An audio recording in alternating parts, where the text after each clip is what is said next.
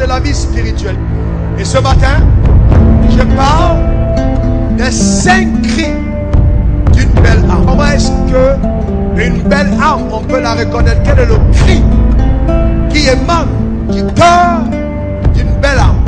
La Bible dit dans 2 Corinthiens 5, verset 17.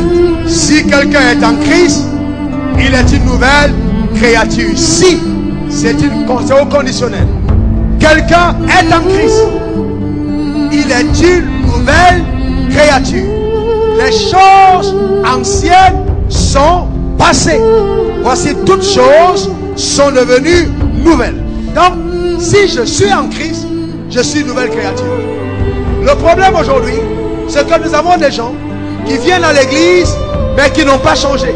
Il n'y a pas de différence entre le passé et le présent. Nous devrions avoir un témoignage de transformation par la puissance de Dieu. Si tu n'as pas ce témoignage, remets en cause ton appartenance au royaume de Dieu. C'est pas le gars qui buvait, c'est ancien. C'est pas la fille qui se prostituait, c'est ancien. C'est pas le gars qui détournait les fonds, c'est ancien.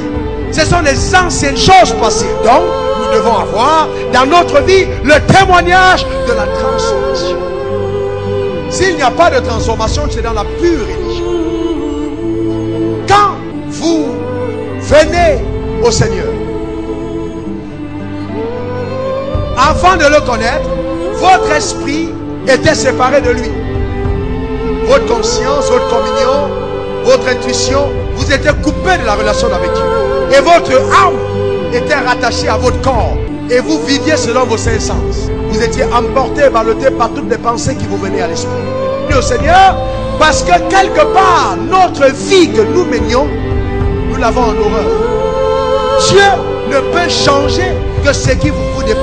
C'est pour ça que Jésus a dit, si vous êtes fatigué et chargé, venez à moi, je vous donnerai du repos. Est-ce que tu es fatigué de vivre comme tu vivais?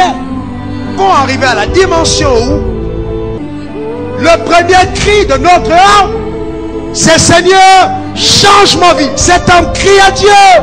Seigneur, la vie que je mène, je ne veux plus la vivre.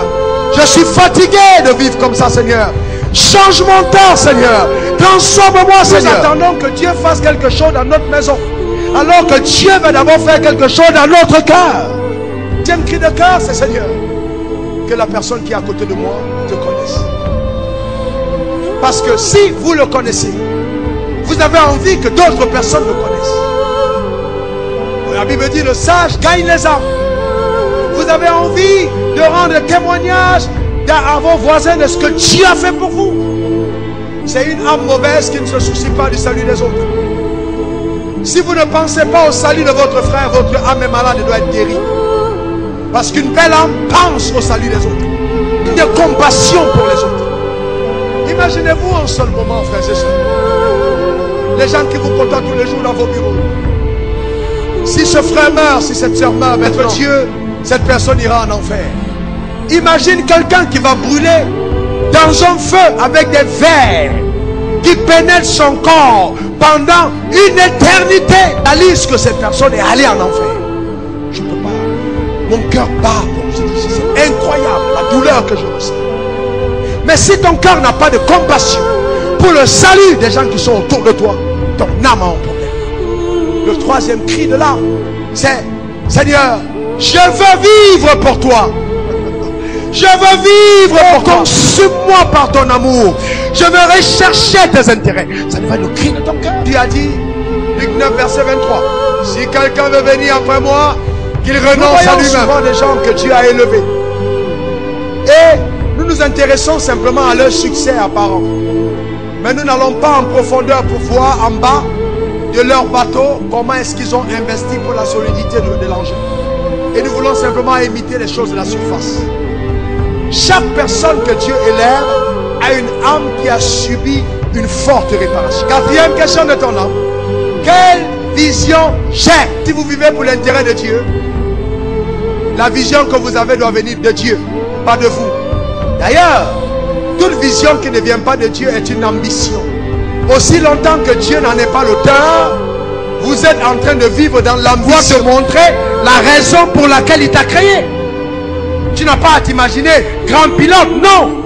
Non, il dit Jérémie, avant que tu ne sois dans le ventre de ta mère, je te connaissais.